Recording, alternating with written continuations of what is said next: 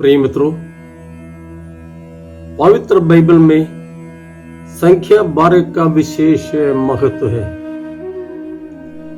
इब्राहिम के पौत्र याकूब के 12 पुत्र ईश्वर की चुनी हुई प्रजा इस्राएल के कुलपति माने जाते हैं। वे 12 वंशों के पिता एवं नेता थे।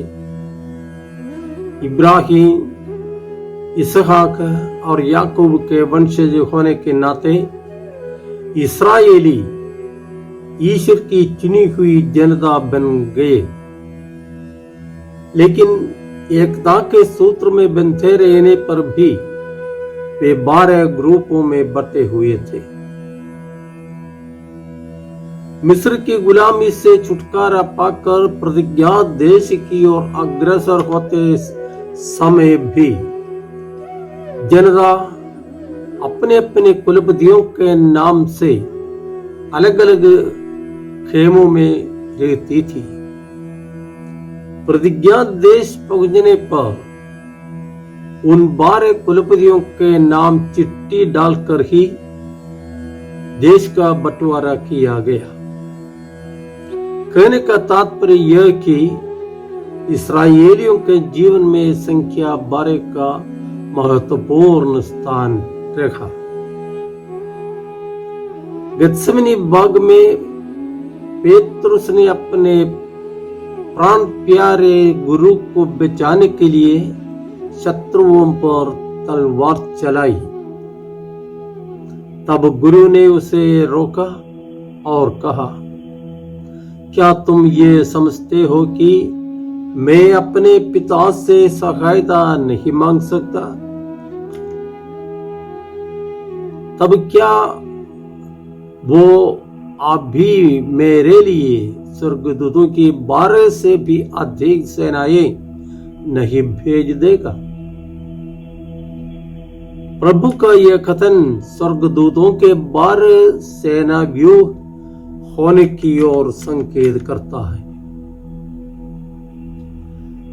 योशुआ के ग्रंथ अध्याय 4 में हम पढ़ते हैं कि यरदन नदी पार करने के बाद योशुआ ने इस्राएलियों के प्रत्येक वंश से एक एक पुरुष को बुलाकर आज्ञा दी कि वे नदी में उतरकर उस स्थान पर जाए जहां पुरोहित द्वारा ढोई गई विधान की मंजूषा की उपस्थिति के कारण पानी का बहाव रुक गया था और लोग सुरक्षित होकर नदी पार कर चुके थे और वहां से 12 पत्थर कंधों पर उठा लाए।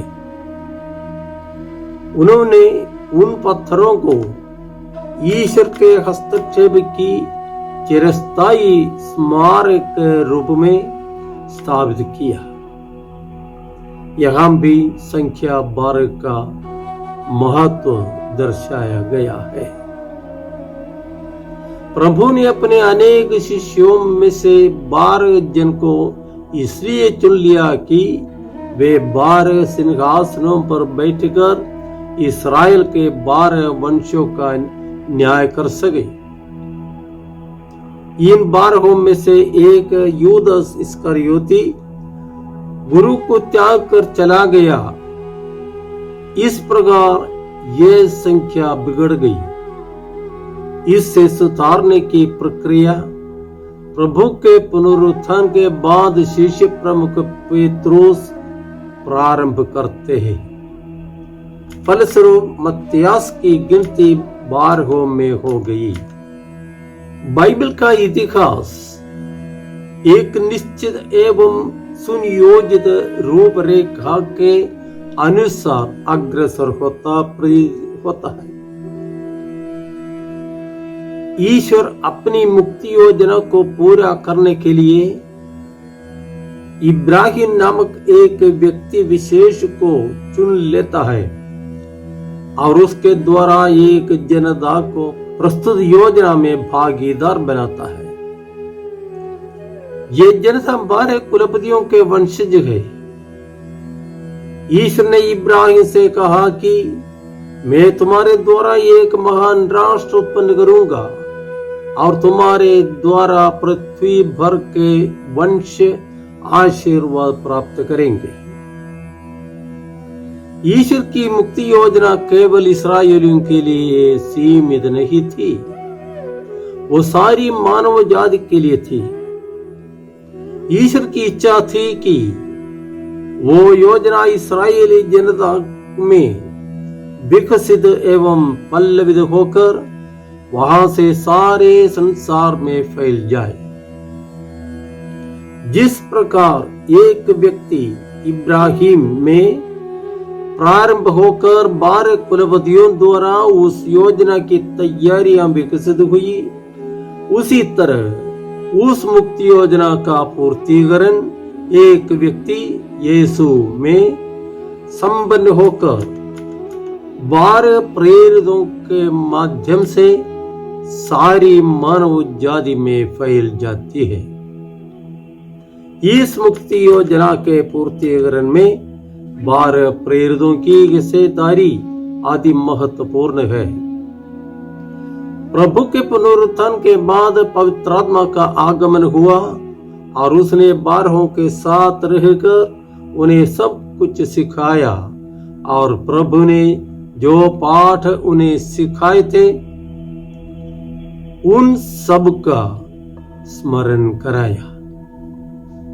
आज कलीसिया उन 12 प्रेरितों का पर्व मना रही है जिन्होंने अपना जीवन त्याग कर भी अपने विश्वास का साक्ष्य दिया और इस प्रकार क्रिस्त की ज्योति संसार भर में फैल गई। आइए हम उन महान प्रेरितों से प्रेरणा लेकर अपने क्रिस्त विश्वास की ज्योति चारों ओर फैलाए। जय